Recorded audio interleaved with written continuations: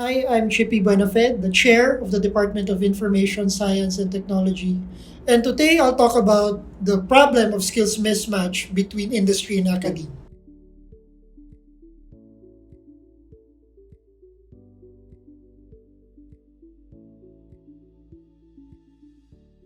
In the information technology industry, there's always this complaint, especially those from the business sector, that our graduates from information technology don't really fulfill the demands of the business sector. In short, there is this skills mismatch. Now, this problem of skills mismatch has always been a problem for many, many years now. They've always tried to involve both the academic institutions and the industry sector to make sure that that mismatch, if it's not completely eradicated, the gap would have been minimized. And yet it persists. In one of the previous episodes by Dr. Villegas talked about whether it makes sense to still have a college degree. And in fact, one way that we can actually solve the skills mismatch is to try to look beyond the traditional framework of how we understand education. In our world right now, we've recently adjusted basic education from 10 years to 12 years, with the whole idea that that additional 2 years would enable somebody who would finish basic education to be immediately employable in any sector they find themselves in.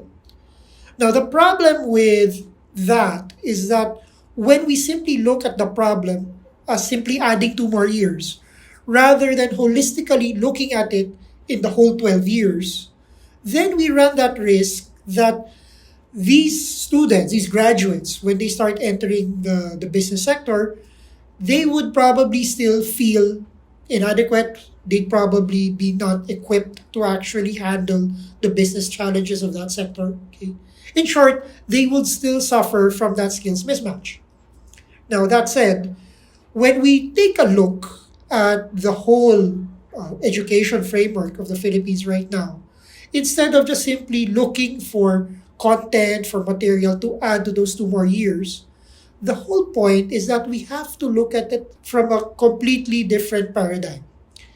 We have to move away from that thinking that in order for us to be employable, we need to have a college degree.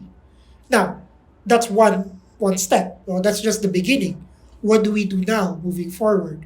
Well, one of the things that we are considering, especially for information technology, is that we really want to energize, okay, and try to find ways on how we can bring down the training from higher education to what is known as middle level education.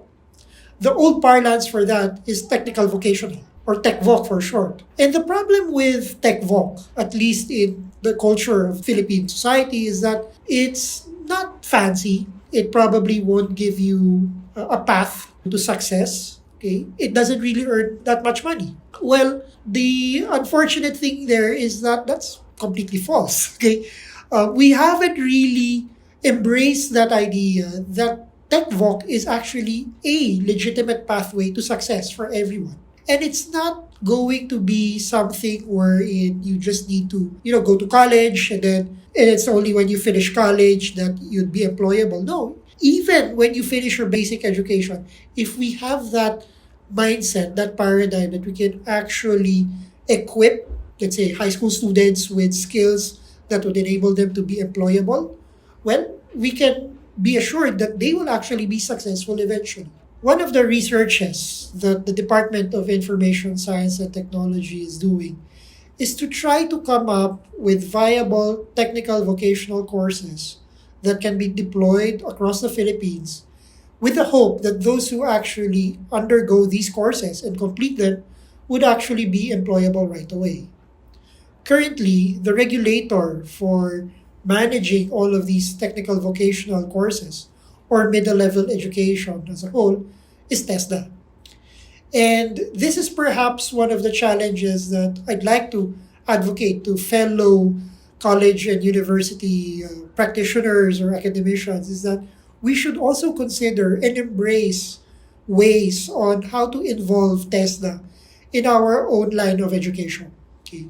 And Sooner or later, perhaps at the start it may not be viable financially, but in the long run, we are actually enabling the Philippines to be competitive and be more successful in the global landscape.